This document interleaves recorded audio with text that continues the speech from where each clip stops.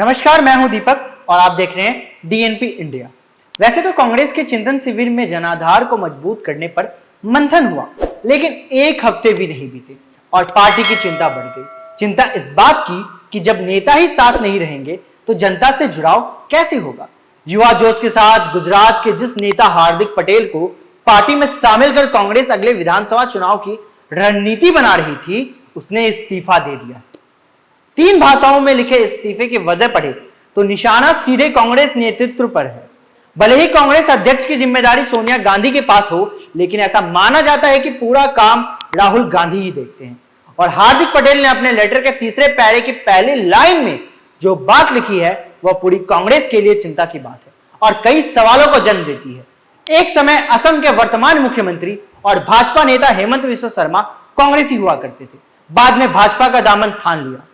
सीधे तौर पर राहुल गांधी की गंभीरता पर सवाल खड़ा किया जा रहा है और वही बात हार्दिक पटेल ने भी दोहरा दी है।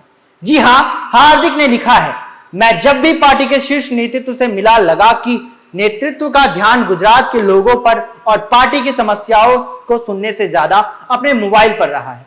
ऐसे समय में जब कांग्रेस पार्टी सिकुड़कर 2 राज्यों में सत्ता बची है, 2024 का लोकसभा चुनाव आने वाला है, गुजरात समेत कई अन्य राज्यों में 1 साल के भीतर विधानसभा के चुनाव होने हैं, पार्टी नेतृत्व की गंभीरता पर सवाल एक नए चिंतन का आधार बनता है। हार्दिक की 3 लाइनें राहुल को भी चुभ रही होंगी। हार्दिक पटेल ने 3 साल पहले कांग्रेस में आए थे। उन्होंने लिखा है कि कांग्रेस पार्टी सिर्फ विरोध की राजनीति तक सीमित रह गई है।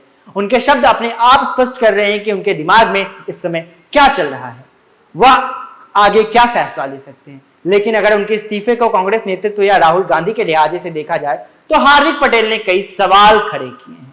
सवाल पहला यह है कि कांग्रेस पार्टी के शीर्ष नेतृत्व ने किसी भी मुद्दे के प्रति गंभीरता की कमी एक बड़ा मुद्दा है।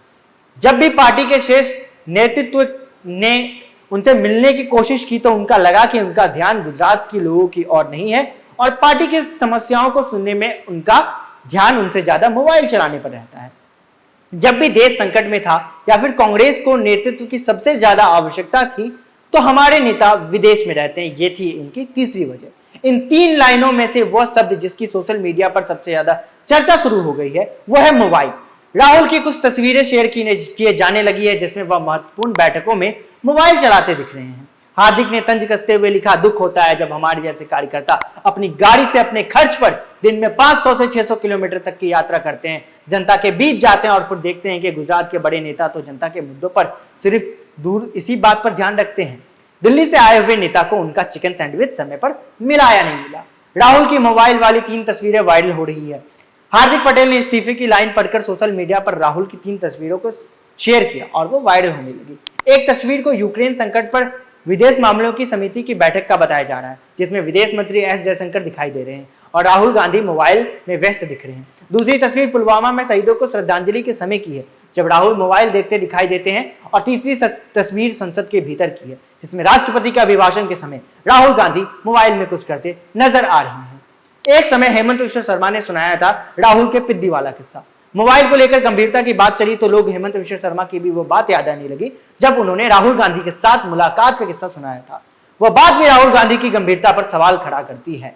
दरअसल कांग्रेस छोड़ने के बाद हेमंत विश्व शर्मा ने आरोप लगाया कि राहुल गांधी से कई बार मिलने की गुजारिश करने के बाद भी उन्हें वक्त नहीं दिया गया। एक बार जब वो मिले तो उनकी बात सुनने के बजाय राहुल गांधी अपने कुत्ते यानी कि कुत्ते का नाम था पिद्दी, उसे बिस्किट खिला रहे थे। शर्मा ने यह भी दावा किया कि राहुल गांधी का कुत्ता पिद्दी जिस प्लेट से बिस्किट खा रहा था कांग्रेस के कुछ नेता भी उसी प्लेट से बिस्किट खा रहे थे। बताइएगा आपको यह खास रिपोर्ट हमारी राहुल गांधी के अंदर कांग्रेस की कलह पर कैसी लगी। लाइक करें, कमेंट करें और डीएनपी इंडिया को सब्सक्राइब करना ना भूलें। धन्यवाद।